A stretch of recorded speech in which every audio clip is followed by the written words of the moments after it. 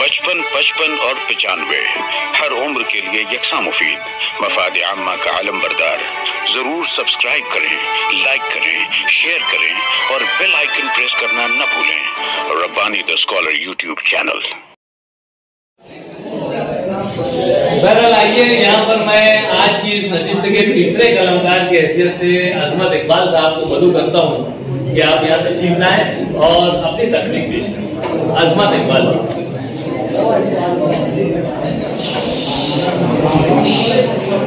आज नसीबत है हासिल होने से उसी देर पहले सर के मैंने एक पोस्ट देखी कि वाकई उसी मौजूद से रिलेटेड एक अफसाना मैं आपको यहाँ पर लेकर हाजिर हूँ।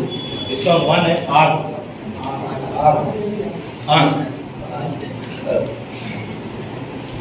ये इलाका बाहरी दुनिया से कटा हुआ है। ये जो सामने रेडियो देख रहे हो, बस यही एक जरिया है दुनिया के हालात से बाखबर रहने का। अखबार भी 2 दिन बाद यहाँ पहुँचता है। जल्द ही अपनी जिम्मेदारियों से सुबकदोश होने वाले मास्टर जी मुझे अपने कमरे में चाय पेश करते हुए ये छोटे से गांव से मुतारिफ करवा रहे हैं। मैंने इसी साल अपना तदरीसी कोर्स मुकम्मल किया था। अपॉइंटमेंट लेटर मिला तो माँ की खुशी की इंतहा नहीं। अब्बू के गुजर जाने के बाद माँ की ममता ही जिंदगी की जद्दोजहद में साया पकड़ थी। माँ ने ढेर सारी दुआओं के साथ मुझे अलविदा किया। पूरी रात सफर करने के बाद अपॉइंटमेंट किए गए स्कूल में पहुंचा। चंद मकानात पर मुश्तमिल छोटा सा गांव है। छोटी बड़ी पहाड़ियों से घिरा, पहाड़ियों से गिरते आबशार, सरसब्ज और शादाब खुशगवार फिजा, जन्नत का सा नजारा। स्कूल 2 कमरों पर मुश्तमिल था। मास्टर जी दोपहर के खाने के लिए मुझे अपने घर ले गए। पिछले 20 सालों से मैं अकेले ही 4 क्लास पढ़ा रहा हूँ। बच्चों की तादाद कम है, इसलिए मजीद टीचर का अपॉइंटमेंट भी नहीं। अब अगले महीने रिटायर हो रहा हूँ और यहाँ से तुम चाहो तो गांव के बच्चों के तालीमी सफर को आगे बढ़ा सकते हो। बस यह है कि यहाँ शहर जैसी सहूलत हासिल नहीं होती। ये शुरू करके जब तक दूसरी जगह मौका नहीं मिलता, बतौर उस्ताद अपना करियर यहीं से शुरू किया जाए। तजुर्बा भी हासिल होगा और आमदनी भी शुरू हो जाएगी। गांव में मुस्लिम आबादी कम होने के सबब मस्जिद भी नहीं। खुदा तो इंसान के दिल में बसता है, उसकी इबादत के लिए कोई जगह, कोई वक्त मखसूस नहीं। बस मैं यही का होकर रही। 1-2 बार ट्रांसफर ऑर्डर मिला तो गांव के लोगों ने दस्तखत के साथ अर्जी देकर सरपंच के जरिए तालीमी महकमे से ऑर्डर मंसूख करवा दिया। 30 साल का तवील अरसा गुजर गया। हालात बहुत बदल चुके हैं, मगर गांव का हुस्न जो का तू है वही कुछ सहज फिजा, खुशगवार माहौल, पहाड़ों से गिरते झरने, सर उठाए खड़े ऊंचे ऊंचे दरख्त, सरसब्ज चरागाहें, ऊपर नीला आसमान जैसे किसी ने नीली चादर तान कर चारों तरफ पहाड़ों पर टिका दी। जन्नत का सा सफर। हाँ, लेकिन अब बेटियों की जगह टीवी, कंप्यूटर और मोबाइल ले लेती है। स्कूल छोटी बिल्डिंग में तब्दील हो गया। 5 असातिज़ा मेरे ज़ेर निगरानी अपनी खिदमत अंजाम दे रहे हैं। आइंदा बरस में अपनी खिदमत से सुबकदोश हो जाऊंगा। गांव की आबादी तकरीबन 5000 पर मुश्तमिल है। इनमें मुसलमान 10% है। अब तो एक छोटी सी मस्जिद भी तामीर हो चुकी है। मस्जिद के अकब में टीले पर मंदिर है। फजर की नमाज पढ़कर लौट रहे नमाजियों की मंदिर में दर्शन के लिए जा रहे गांव के हमवतन लोगों से अलग सलग हो जाए। शाम में पूजा के लिए जा रहे भक्तों को मगरिब की नमाज अदा करने जा रहे नमाजियों का साथ भी जाता। मंदिर की घंटियों और भजन की आवाज और अजान की सदा एक साथ फजा में गूंजती। जिस टीले पर मंदिर था उसके आगे उतरकर पीर हिंद वली की दरगाह थी। ईद के तीसरे रोज पीर हिंद वली का उर्स होता। हिंदू मुस्लिम सभी लोग सुबह से शाम तक उर्स में हाजिरी देते। कव्वाली के प्रोग्राम और कुश्ती के मुकाबले मुनक्किद किए जाते। मेला लगता। कलाबाजी खाते झूलों पर बैठने वाले बच्चों, मर्दों व औरतों की चीख और पुकार दूर तक सुनाई दी। मुल्क की सियासत ने ऐसी करवट ली कि हर तरफ तासुब और नफरत की हवा ने दिलों में जहर घोल दी। टीवी पर नष्ट होने वाली खबरों और सोशल मीडिया पर फैलाए जा रहे झूठी अफवाह और प्रोपेगेंडे ने हम वतन भाइयों के दिलों में अकलियतों के खिलाफ नफरत का आतिशफशां पैदा कर दिया, जो मौका मिलते ही फट पड़ता और उसकी इज्जत में बेगुनाह लोग मारे जाते हैं। औरतों की इज्जत तार-तार और कारोबार तबाह होते जा रहे हैं। बार बार के उठते नस्ली तासुब के गुबार ने नौजवान नस्ल की सोच और नजरियात एक मखसूस रंग में रंग दिया। उन्हें ऐसी ऐनक पहना दी गई जिससे दरो दीवार, जमीन व आसमान, लिबास, नदी, तालाब, समंदर सब कुछ एक ही रंग में नजर आने लगे। अपनी पूरी जिंदगी मैंने गांव के बच्चों की तरबियत में वक्फ कर दी। फातिमा ने भी अपना किरदार बखूबी अदा किया। फातिमा के हाथों से बनी खीर के तो बच्चे दीवाने थे। हिंदू मुस्लिम मासूम बच्चे हाथों में हाथ थामे साथ साथ स्कूल आते। कई साबिक तुलबा बैरून शहर आला तालीम मुकम्मल कर बड़े बड़े ओहदे पर फायज हो चुके थे। बड़ी खुशी होती जब कभी वो मुझसे मिलने आते। रामेश्वर उनमें से एक था। इंजीनियरिंग की पढ़ाई मुकम्मल करके कुछ दिन शहर में नौकरी की और फिर सियासत में आ गया। उसकी समाजी खिदमत को देखते हुए उसे गांव वालों ने बिला मुकाबला सरपंच मुंतखब कर दिया। इब्तिदाई तालीम की तकमील में बतौर उस्ताद ही नहीं, बतौर सरपरस्त को मेरे किरदार को उसने हमेशा याद रखा। अक्सर जरूरतमंद बच्चों के स्कूल के लवाजमात और दूसरी जरूरियात में खामोशी से पूरी कर दिया करता था। रामेश्वर में वो सब गुण थे जो एक अच्छे शागिर्द में होने चाहिए। जब कभी सामना होता फौरन पैर छूने के लिए झुक जाता। मेरा अपना घर बच्चे की किरकारियों से शायद इसीलिए नहीं पूछा कि मैं अपनी शफकत जरूरतमंद तलबा पर नचावर करता था। उस रोज सुबह से ही तमाम न्यूज चैनल और सोशल मीडिया पर खबरें चल रही थी कि पड़ोस के गांव में मंदिर के पुजारी को मुसलमानों ने बेरहमी से कत्ल कर दिया। मूर्ति तोड़कर चढ़ावी की रख और दूसरे बेशतर कीमती सामान की भी लूट हुई है। हो सकता है कि किसी लुटेरे गुलों का काम हो, मगर जब झूठ व अफवाह के परिंदे को तासुब नफरत के पर लग जाए तो वो तेजी से परवाज करता है। साथ ही अपनी चोंच से नफरत के ऐसे गोले बरसाता जाता है जिसमें सब कुछ जलकर तबाह बर्बाद हो जाता है। शाम होते होते गांव पर उस मनोज परिंदे का साया पड़ चुका था। अंधेरा होते शैतानों की टोली ने अपना नंगा नाच शुरू कर दिया। पीर हिंद वली की मजार को जमीन दोस्त करने के बाद मस्जिद और फिर अकलियतों की दुकानों और मकानों पर हमले शुरू हो गए।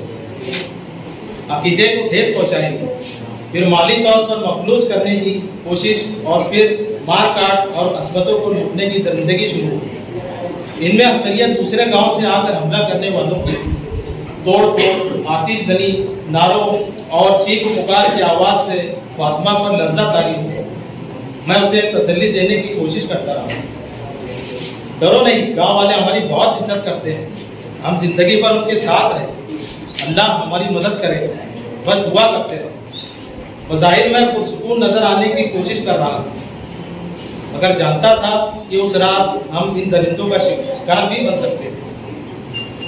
बस किसी भी लम्हे हमारे मकान पर हमला हो सकता था। अचानक बाहर मोटर गाड़ी रुकने की आवाज सुनाई और बदा नजरों से फातिमा मेरी जानिब देख रही। दरवाजे पर दस्तक हुई। आवाज आई, मास्टर जी दरवाजा खोलो। आवाज जानी पहचानी। अरे ये तो अपना रामेश्वर है। फातिमा को तसल्ली देते हुए मैंने दरवाजा खोला।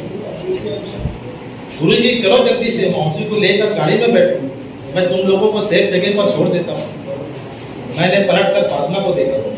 वो दम साधे कभी मुझे कभी कभी रामेश्वर को देखे जा रही।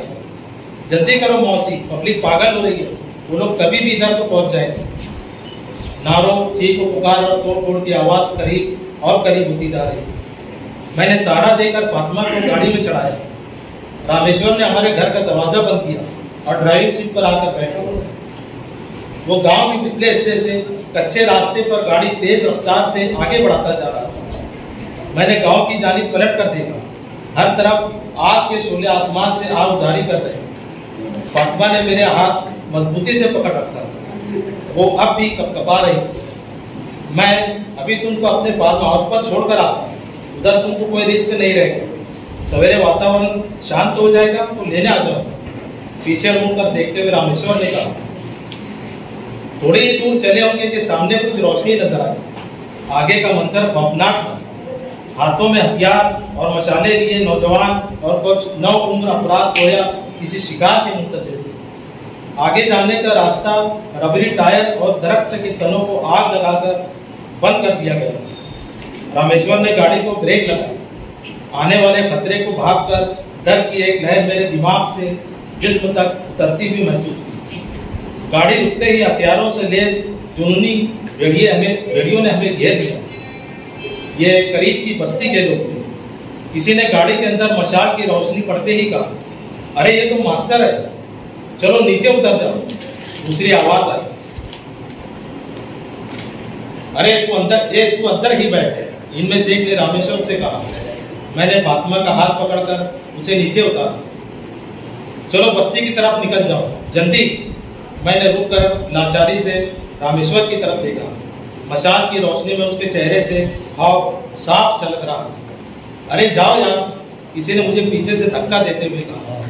फातिमा और मैं एक दूसरे का हाथ पकड़े हाँफते हुए लड़खड़ाते कदमों से खुद को सामने की बस्ती की जानिब घसीटे चले जा रहे।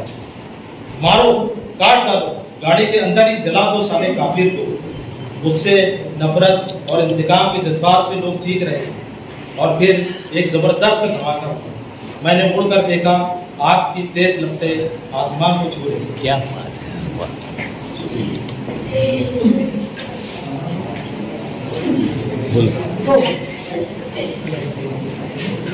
मुझे तो ऐसा लगा कि ये कोई अफसाना है। आजकल के जो माहौल चल रहा है उसमें विवाद बयान करेंगी। और दूसरी बात, इन्होंने जो क्लाइमेक्स दिया है उससे ये सबक मिलता है कि वो जो आजकल आप सभी जानते हैं कौन फसाद कर रहा है, कौन जुल्म कर रहा है, ये सभी जानते हैं। तो इसमें जो ये बता दिया गया है कि भाई जो अपना गैर मुस्लिम तबका मुसलमानों पर जुल्म कर रहे हैं, जला रहे हैं, अब यहाँ लाकर इस मोड़ पर एक क्लाइमेक्स ऐसा बता दिया इन्होंने कि भाई ये लोग को मुस्लिम लोग बचा लेते, निकाल लेते, और वो बेचारा जो उनको बचा कर लाता उसको मार दे। तो ये क्लाइमेक्स जचा नहीं। तो ऐसा दंड देना चाहिए जिससे आदमी को कोई सबक मिले। कोई अफसाना नहीं है, उदाद नहीं, कोई खास बात नहीं। हाँ बोलिए।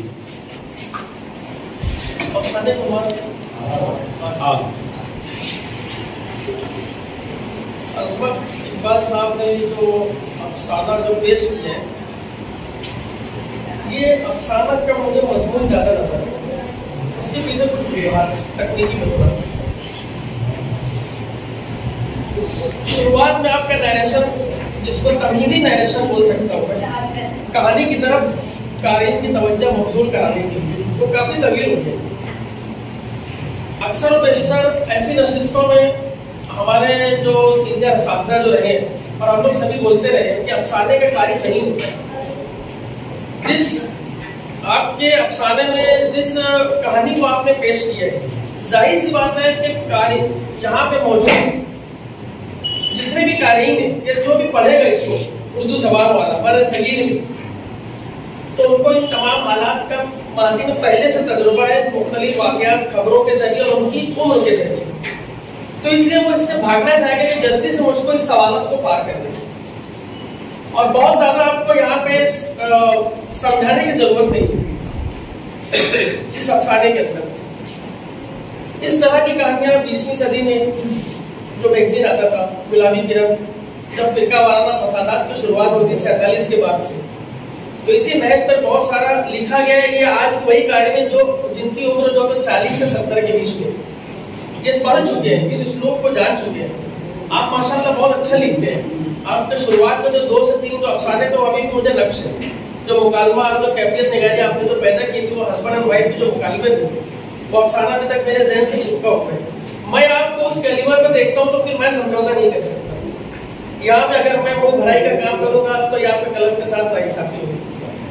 आपने जो अफसाना जो बांधा है जहां से 30 साल का अरसा, अब इसमें आप थोड़ा सा अफसानी उस्लूब को रखते हैं। अफसानी उस्लूब इसमें आप बार बार बयानिए के जरिए बता रहे हैं। आपको अपने अफसाने में फालियत को लाना चाहिए, कैसे वाकयात हो रहे हैं। और जब वो उसके 30 साल सर्विस को हो चुका होता है रावी का, तो कहीं ना कहीं आपको उसका चेहरा बुशरा और उसके अंदर की जो नकाहत है उसको थोड़ा सा उस ढंग से बताना था। चंद तकलीफी जुमले में दाद बनती है, जो मुझे अभी उसको रिवाइज करूँ तो मुझे याद आ जाए। चंद तकलीफी जुमले बहुत खूबसूरत है, लेकिन तवील बयाने की वजह से थोड़ा बहुत जो मजमून नवेसी की जो झलक नजर आ रही है उसको चुस्त करने के बाद ये अफसाना, क्योंकि आपने कारी को जुल्द होने की कोशिश की है।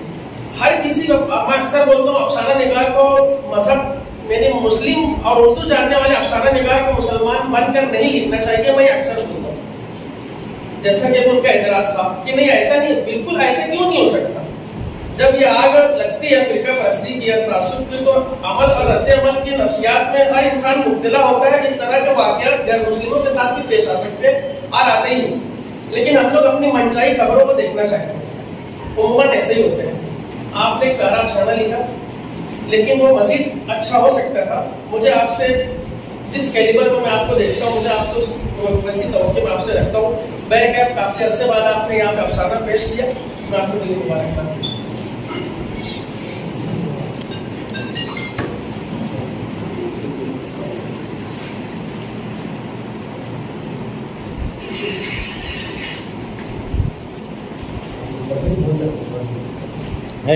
अच्छा,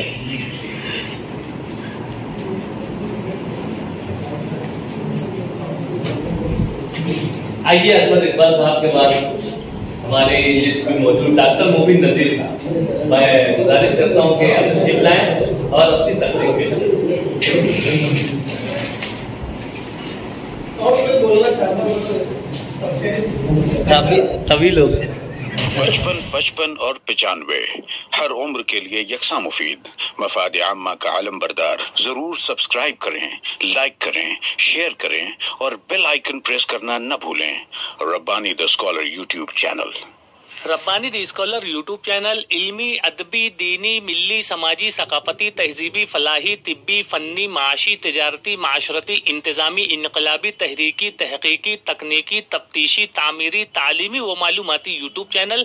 जरूर सब्सक्राइब करें, लाइक करें, शेयर करें और बेल आइकन प्रेस करें। Rabbani the scholar YouTube channel.